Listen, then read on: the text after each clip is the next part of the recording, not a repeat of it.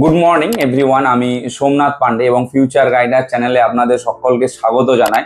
আজকে আমরা কথা বলবো থাম্বনেলে যেমনটা আপনারা দেখেছেন যে এসআরএম কলেজকে নিয়ে। তো সেই সমস্ত বিষয় আজকে বিস্তারিত ভিডিও থাকবে আপনাদের কাছে, যতটা পারবো তথ্য তুলে দেওয়ার চেষ্টা করব।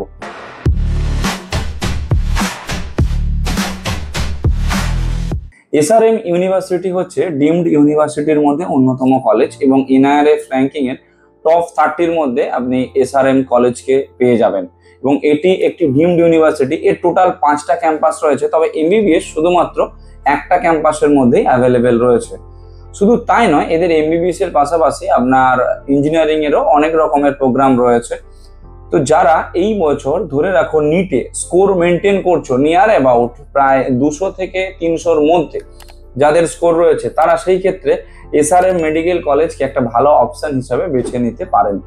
যেমন এসআরএম মেডিকেল কলেজের যদি ইনফ্রাস্ট্রাকচার দেখি, যথেষ্ট পুরনো কলেজ, সাউথের চেন্নাইয়ের মধ্যে সব থেকে বড় কলেজ আপাতত এখনো এই মুহূর্তে এসআরএম মেডিকেল কলেজ।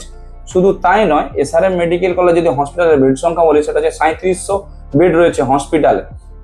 আর টিউশন ফিসের যদি কথা বলি, প্রায় 22 লক্ষ টাকা করে টিউশন ফিস রয়েছে এসআরএম এ পার ইয়ার, এবং এই যে 22 লক্ষ টাকা করে পার ইয়ার এসআরএম এ টিউশন ফিস রয়েছে, এই 22 লক্ষ টাকার ওপরে যে সমস্ত ডিমড ইউনিভার্সিটিগুলোর টিউশন ফিস রয়েছে, তাদের ওখানে তুমি যদি একাডেমিক সেশন ঠিকঠাকভাবে মেনটেন করতে পারো, একটা নির্দিষ্ট সিজিপিএ মেনটেন করতে হয়, ওই নির্দিষ্ট সিজিপিএ যদি আপনি মেনটেন করতে পারেন, তাহলে নিয়ার অ্যাবাউট প্রায় কোর্স ফিসের উপরে 45% পর্যন্ত আপনি ছাড় পেয়ে যাবেন, প্রায় 45% পর্যন্ত।